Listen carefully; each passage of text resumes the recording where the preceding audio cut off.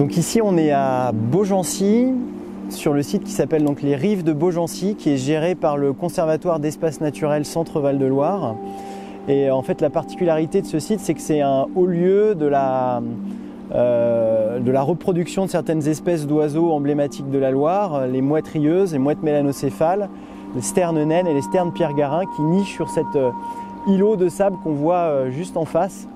Donc là en ce moment la végétation a repris ses droits en cette période automnale hivernale, et ce site est entretenu par le Conservatoire des espaces naturels Centre-Val de Loire.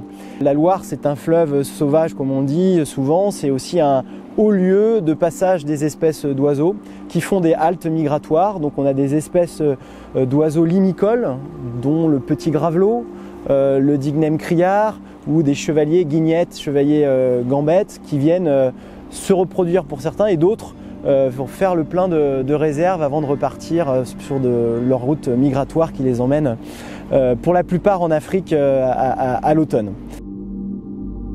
Ce site est un site un peu un joyau de ce secteur, et puis c'est aussi un site qui a la particularité d'accueillir le castor d'Europe. Donc juste derrière nous, il y a, vous verrez, certaines traces d'écorçage que le castor a réalisé sur certaines espèces d'arbres, notamment les peupliers noirs. La particularité de ce site, c'est que pour protéger ces oiseaux lors de la période de reproduction, il y a un arrêté préfectoral de protection du biotope qui date de 1988 qui interdit l'accès à ce banc de sable, puisque les oiseaux pondent à même le sol.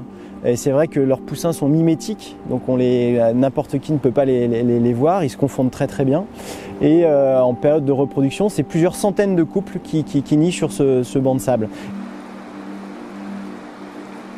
L'accès est interdit et les services de l'OFB sont notamment chargés de vérifier le respect des dispositions de cet arrêté préfectoral de protection du biotope, et de s'assurer notamment que certains kayakistes ne viennent pas accoster sur les berges, ce qui provoquerait un dérangement de ces espèces qui sont toutes protégées. Voilà, donc c'est un site vraiment emblématique, les populations se portent très bien. Il n'est pas rare de voir certaines personnes utiliser leur motocross ou leur quad sur les chemins que vous avez ici, qui sont des espaces naturels sensibles et protégés, et parfois d'aller même sur les bancs de sable, écrasant ou dérangeant certaines espèces. Donc chaque année, nos services réalisent des procès-verbaux, dressent des procès-verbaux pour des infractions liées à la circulation d'engins motorisés dans des espaces naturels sensibles comme celui-ci aujourd'hui.